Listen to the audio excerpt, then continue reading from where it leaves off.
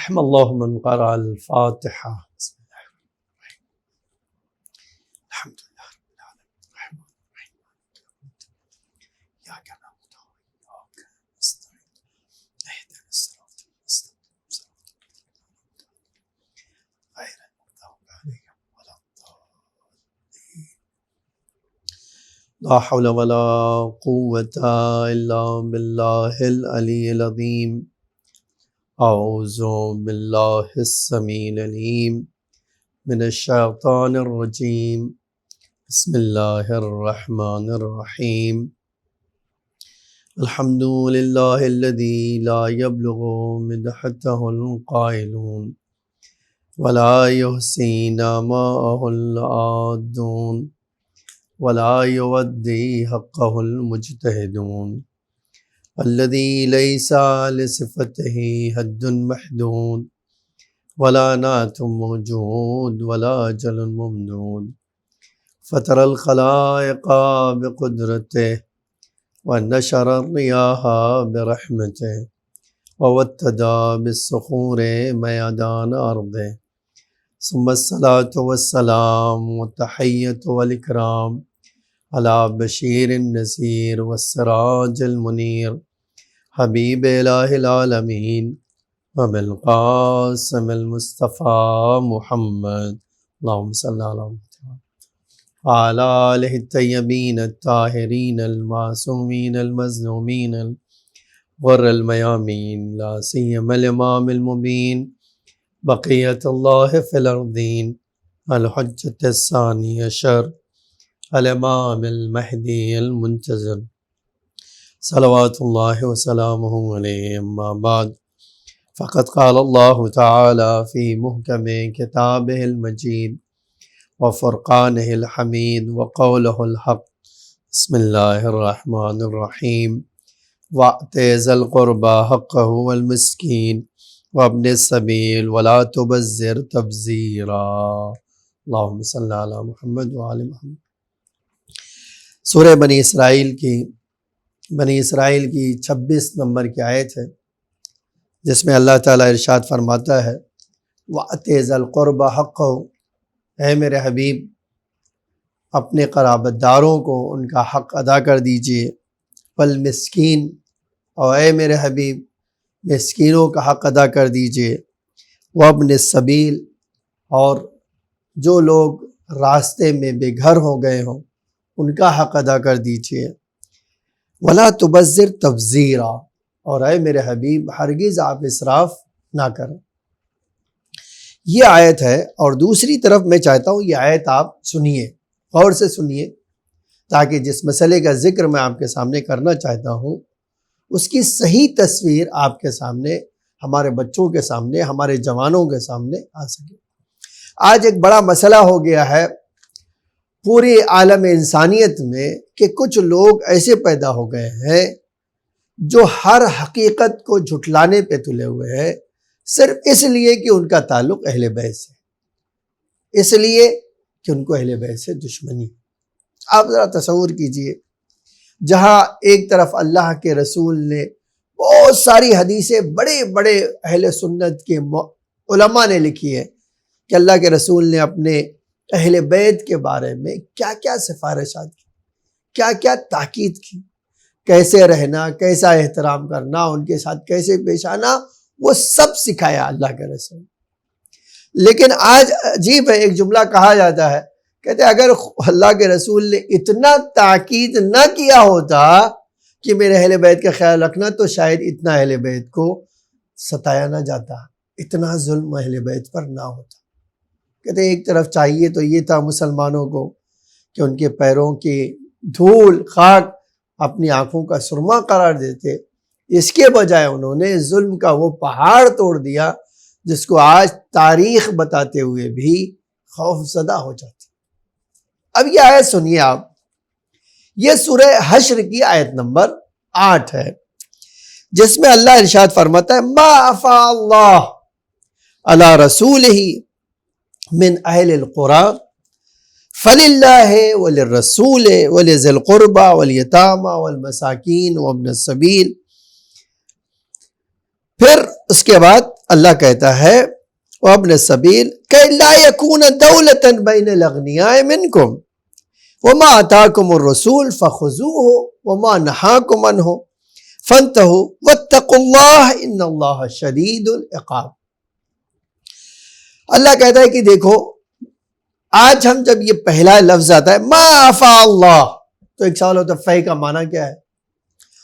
تو آپ اگر تاریخ کی طرف رجوع کریں گے، آپ اہل لغت سے پوچھیں گے، آپ ماہرین سے قرآن کے پوچھیں گے کہ افا کا معنی کیا ہے، فے کس کو کہا جاتا ہے، تو آپ دیکھیے تاریخ میں تفسیر میں جو درج ہے علماء کی طرف سے وہ یہ ہے کہ خدا نے اپنے رسول کو جو مال دیا ہے وہ تین طرح کا ہے، ایک زکوٰۃ کی شکل میں ہے، ایک جو ہے مال غنیمت کی شکل میں ہے، ایک فے کی شکل میں ہے، اگرچہ ہمارے وہاں ایک اور شیعوں کے نزدیک خمس بھی ہے، لیکن تین کے اوپر تو عالم اسلام کا اتفاق ہے کہ اللہ کے رسول کے پاس زکوٰۃ کا مال بھی آتا تھا، اللہ کے رسول کے پاس جو مال غنیمت بھی آتا تھا اور فے بھی آتا تھا، مال فے بھی آتا تھا۔ اب جب آپ پوچھیں مفسرین سے کہ بھئی آپ ہمیں بتائیے کہ فے اس آیے میں معنی کیا ہے، اس آیے کریمہ میں فے کا معنی کیا ہے، آپ بتائیے ہمیں، تو یہ آپ کو یہ عبارت ملتی ہے، میں وہ عبارت آپ کو پڑھ کے سنانا چاہتا ہوں۔ ان الغنیمہ ہی، مال غنیمت کیا ہے، متا اتعبتم انفسکم، مال غنیمت یہ ہے کہ جب انسان فوج لے کر میدان میں جائے اور فوج لے کر جائے ہی نہیں بلکہ باقاعدہ جنگ ہو، دشمن ہار جائے، مال چھوڑ کر جو بھاگ جائے اس کو مال غنیمت کہتے تھے۔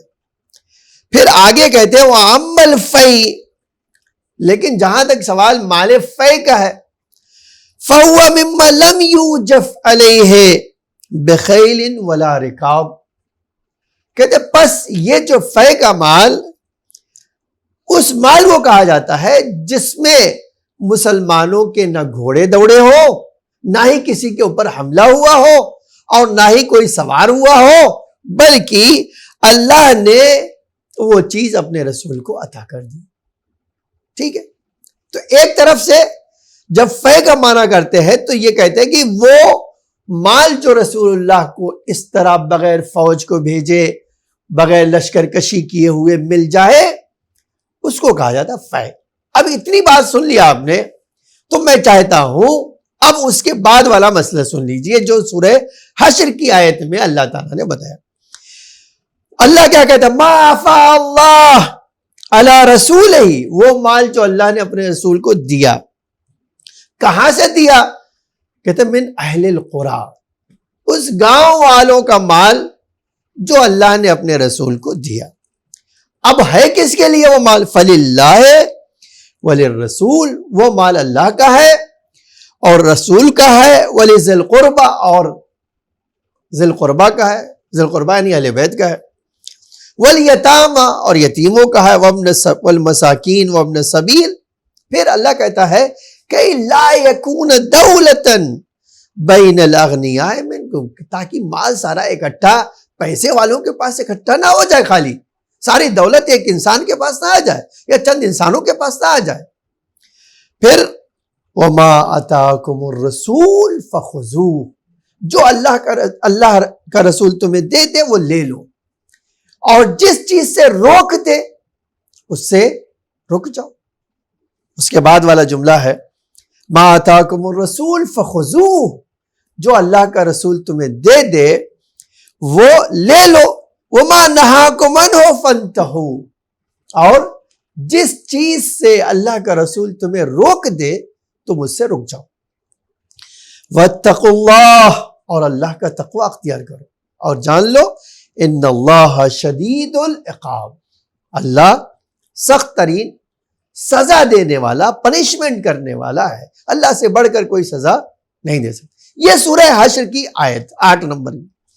تو میں نے جو آپ کو سامنے سنائی بنی اسرائیل کی، کہ اے میرے حبیب اپنے رشتہ داروں کو ان کا حق دے دو۔ سورہ حشر میں اللہ کہہ رہا ہے کہ کچھ مال ایسا ہے جو اللہ کے رسول کا ہے، اللہ کا ہے، اور کچھ لوگوں کا اور ہے۔ پھر میں اس کے بعد آنا چاہتا ہوں تاکہ آپ اس بات کو، اب اس میں تو کوئی شک نہیں ہے کہ اللہ کے رسول کے پاس پرسنل مال ہے۔ سورہ حشر کی آیت کے مطابق اللہ خود کہہ رہا ہے کہ میرے رسول کا یہ ہے، اس میں کسی مسلمان کا حق نہیں ہے۔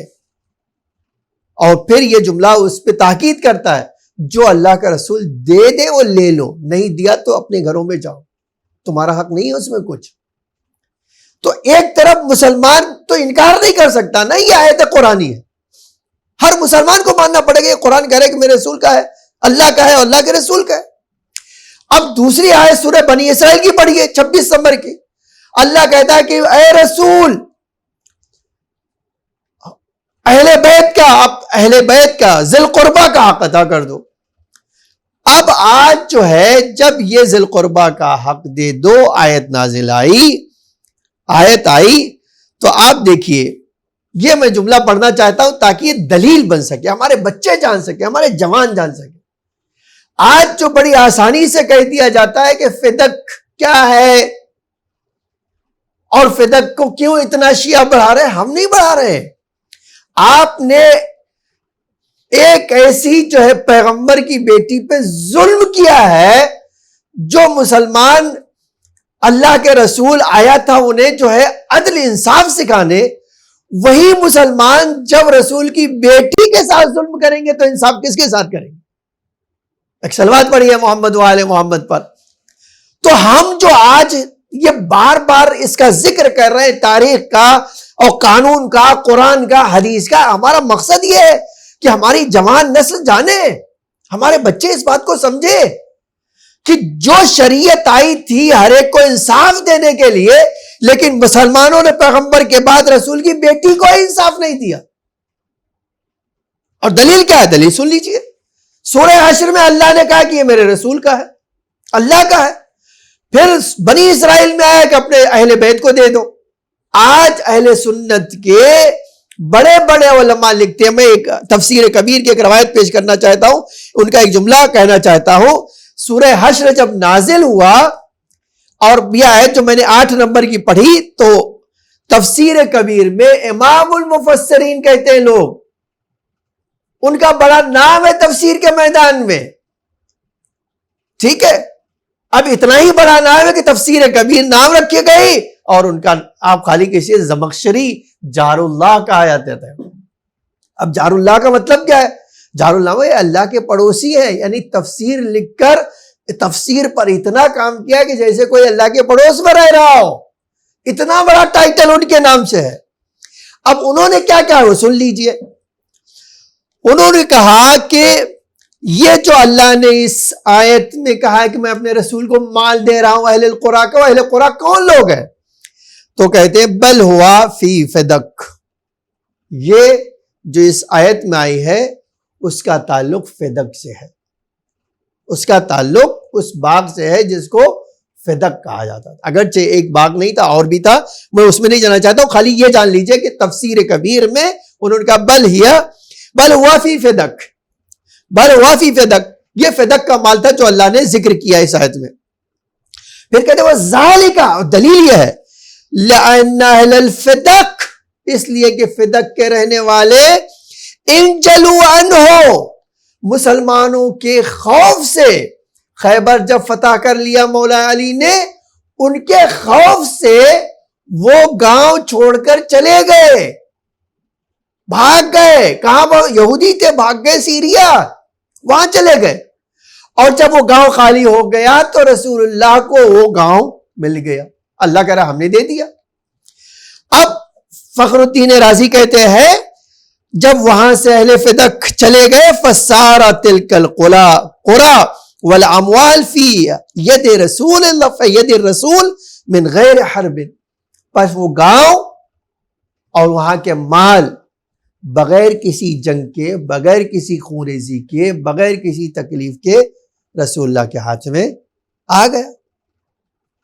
اب یہ تو آپ نے مان لیا نا کہ یہ مال اللہ کے رسول کا ہے اور اس کا تعلق فدق سے ہے، ٹھیک ہے، اور دوسری طرف یہ اللہ کہہ رہا ہے کہ یہ جو ہے مال فدق کا دے دو، کس کو؟ اہل بیت کو دے دو۔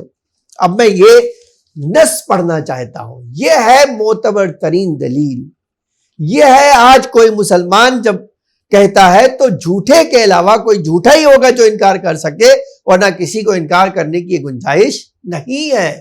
وہ کیا ہے آپ سنیے۔ اب پیغمبر کو حکم ہوا، تاریخ نے لکھا ہے کہ پوچھا جبریل آئے تو پیغمبر نے پوچھا بھائی جبریل یہ کون سا اللہ کہہ رہا ہے کہ حق دے دو، اہل بیت کو حق دے دو، کون سا؟ تو آج اہل سنت کے بڑے سے بڑے مورخ محدث لکھتے ہیں اپنی کتابوں میں، جب جناب جبریل آئے پوچھا کون اہل بیت، بتایا محمد علی فاطمہ، فتویٰ کیا دے دوں؟ کہا یہ فدق دے دیجیے۔ اب آپ دیکھیے تاریخی سند ہے، یہ آج تاریخ میں یہ درج ہے، یہ کوئی معمولی بات نہیں ہے۔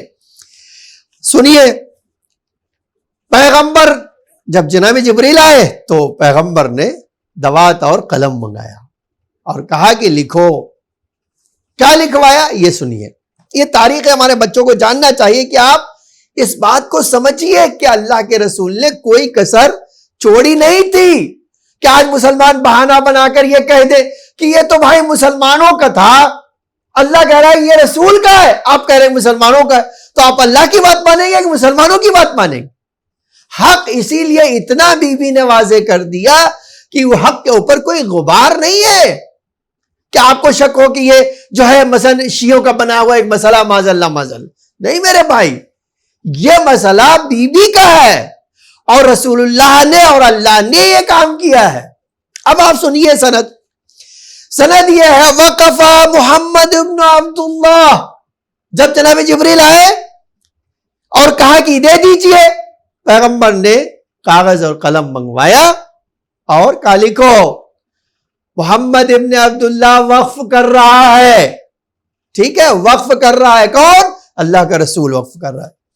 کون؟ عبداللہ۔ آپ دیکھیے کتنی نسل، پوری نسل پیغمبر نے ذکر کر دی، محمد ابن عبداللہ ابن عبد المطلب ابن ہاشم ابن عبد مناف، یہ پورا شجرہ ذکر پیغمبر نے کیا۔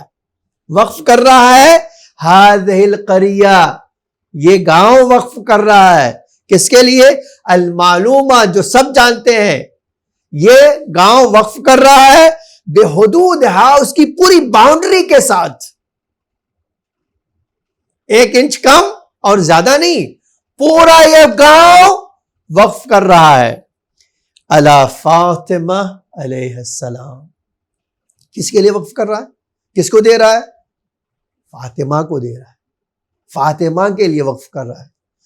اچھا، وقفا محرما علی غیرہا، ایک ایسا وقف ہے جو غیر فاطمہ کے لیے حرام۔ اب مسلمان بتائیں کہ رسول اللہ تو غیر فاطمہ پہ حرام قرار دے رہا ہے، مسلمان اپنے لیے حلال قرار دے رہا ہے۔ آپ دیکھیے اللہ کا رسول لکھوا رہا ہے کہ یہ گاؤں میں سے 1 روپیہ فاطمہ کی اجازت کے بغیر کوئی لے گا تو حرام ہوگا۔ کون سی شریعت ہے یہ؟ کون سا دین ہے؟ آپ کہتے ہو دین چاہیے تو دین وہ لے لو جو رسول اللہ اور اللہ دے رہا ہے۔ آپ کون سا دین لینا چاہتے ہو جس کا دور دور سے اللہ اور رسول سے تعلق نہ ہو؟ آپ دیکھیے یہ جملہ بڑا عجیب ہے، فرمایا وقفا محرما علی غیرہا، اور یہ حرام ہے کسی اور کے لیے، اور وہ بھی کیا کہا؟ مؤبداً، 1 دن کے لیے نہیں، میری زندگی تک نہیں، ہمیشہ کے لیے، جب تک زمانہ ہے اس وقت تک کے لیے۔ وقف کی خصوصیت بھی یہ ہوتی ہے، اب ایک بار وقف ہو گیا تو اب قیامت تک وہ چلتا رہے گا۔ اچھا، پیغمبر نے یوں ہی نہیں چھوڑ دیا، آگے بھی فرمایا وَمِن بَعْدِهَا إِلَى ذُرِّيَّتِهَا، اور پیغمبر کی بیٹی کی وفات کے بعد اس کی اولاد کو۔ پیغمبر نے خالی یہ نہیں کہا کہ میری بیٹی فاطمہ، کہا اس کے بعد جب تک وہ ہے وہ اس وقت سے فائدہ اٹھائے گی، اور اس کے بعد جو ہے قیامت تک اس کی اولاد، اس کی ذریت۔ اس کے بعد والا جملہ بڑا غضب کا ہے، فمن بدل بعد ما سمعہ، اب جو میں نے لکھا ہے، جو میں نے لکھوایا ہے، اگر کوئی اس میں تبدیلی کرے جبکہ وہ جانتا ہے کہ میں نے یہ کام کیا ہے، میں نے یہ کام کیا ہے، اگر اس کے باوجود اس نے تبدیلی کیا، فَإِنَّمَا اسْمُهُ عَلَى الَّذِينَ يُبَدِّلُونَهُ، اس کا گناہ کس کے اوپر آئے گا؟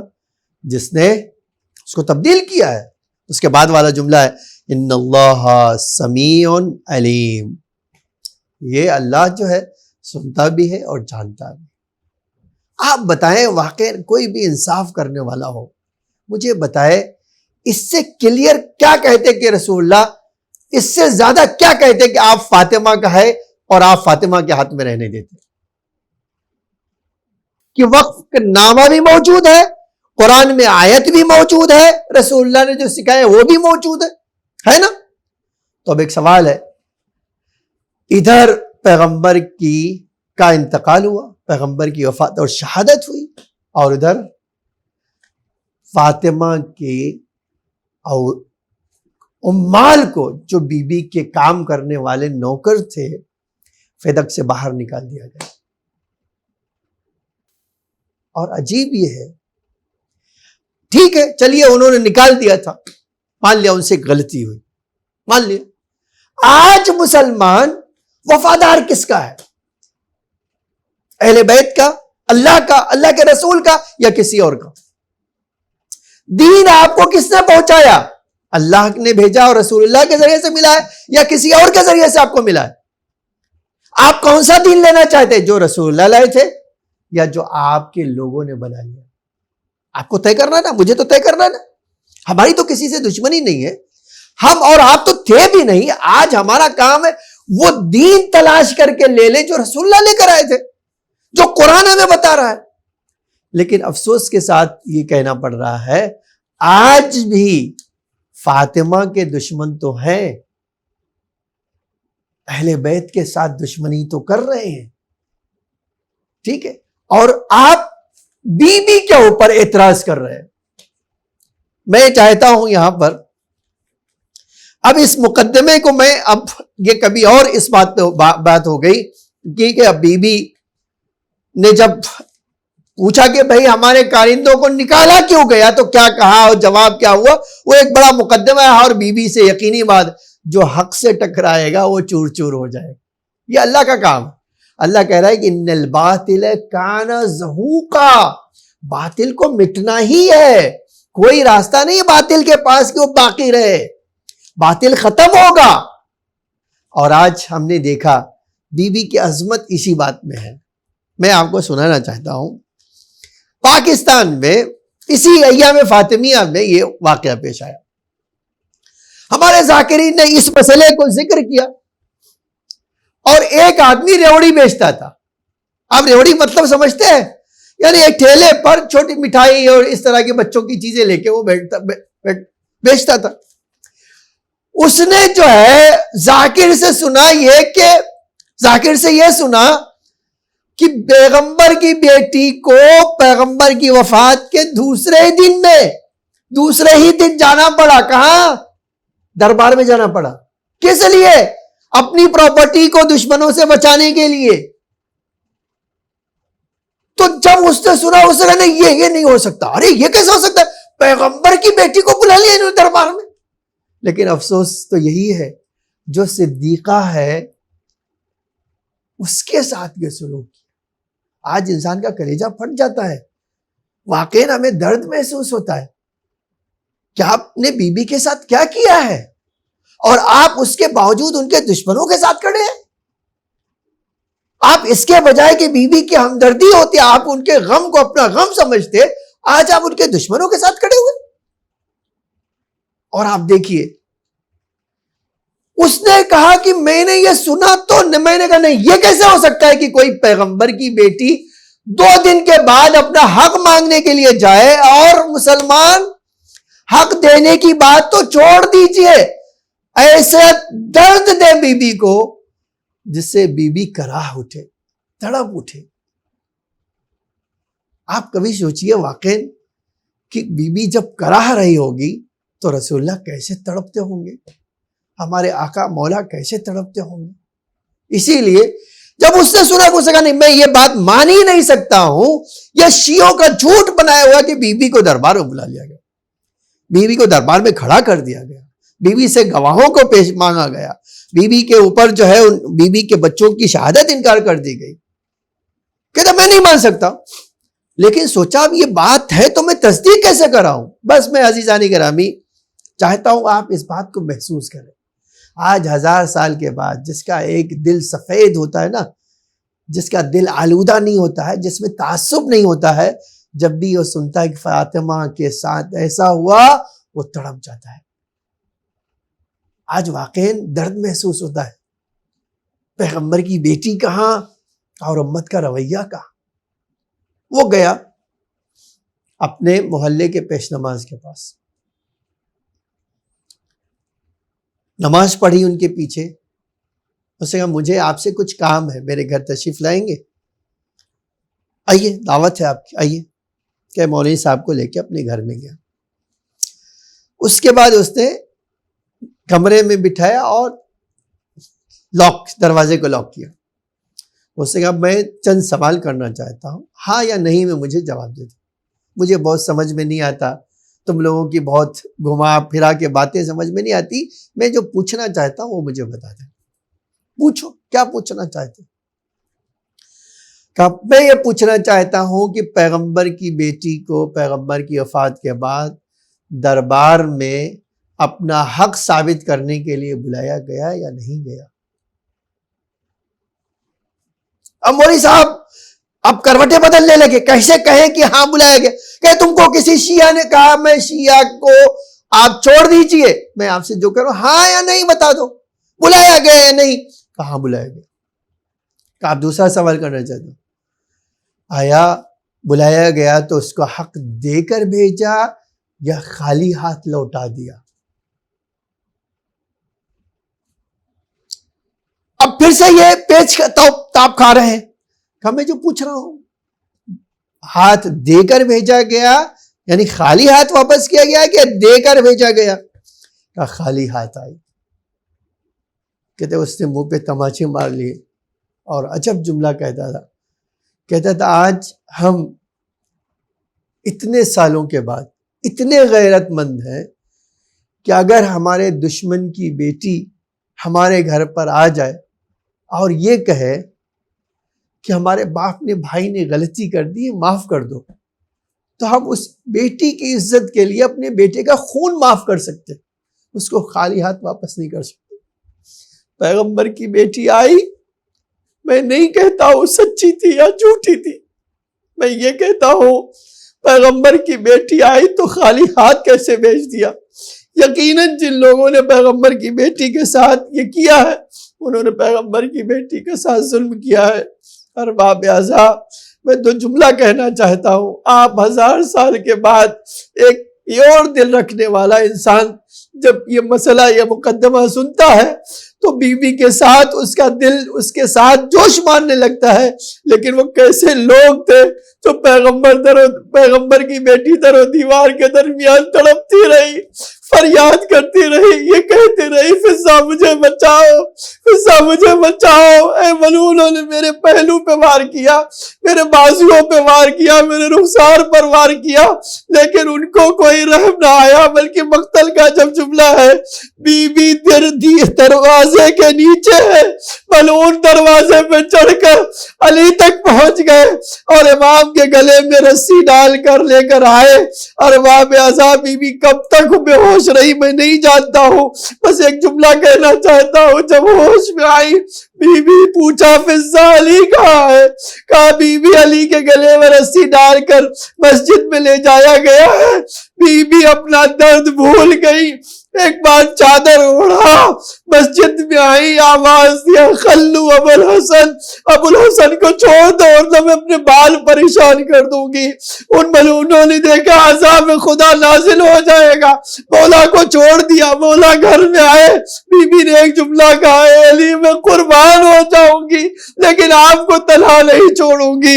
میں ایک جملہ کہہ کے مجلس مکمل کرنا چاہتا ہوں. بی بی یہ مدینہ تھا, گھر سے باہر نکلی مولا کا ہاتھ پکڑ کر گھر لائی، لیکن ہائے زینب جب خیمے سے باہر نکلی تو ایک بار اس وقت پلٹی جب منادی ندا دے رہا تھا، الا قتل الحسین بکربلا، الا ذبح الحسین بکربلا، الا لعنۃ اللہ علی القوم الظالمین، سیعلم الذین ظلموا ای منقلب ینقلبون۔ الہی بحق زہرا و ابیہا و بعلہا و بنیہا وسر المستودع فیہا بعدد ما احاط بہ علمک، اے اللہ ہماری اس مختصر سی مجلس کو قبول فرما، اے اللہ ہم سب کو بی بی کے عزاداروں میں قرار فرما، آقا امام زمانہ علیہ السلام کے ظہور میں تعجیل فرما، اے اللہ زمین کو آقا کے ظہور کے لیے آمادہ فرما، ہمارے مختصر سے اعمال کو قبول فرما، ہمارے ڈھیر سارے گناہوں کو معاف فرما، ہم سب کے رزق حلال و برکت عطا فرما، ہم سب کی پریشانیوں کو دور فرما، اے اللہ جو بیمار ہیں انہیں شفاء عاجل و کامل عطا فرما، جو اس دنیا سے گزر چکے ان کی مغفرت فرما، انہیں جوار ائمہ میں جگہ عطا فرما، اے اللہ شیعان علی جہاں ہیں بھی ہیں ان کی جان و مال عزت آبرو کی حفاظت فرما، ہمیں حج و زیارت کی توفیق عطا فرما، اے اللہ ہماری اموات پر اپنی رحمت و مغفرت نازل فرما، اس دنیا میں محبت اہل بیت اور آخرت میں شفاعت اہل بیت نصیب فرما، ربنا تقبل منا انک انت السمیع العلیم، صلی اللہ علیہ محمد۔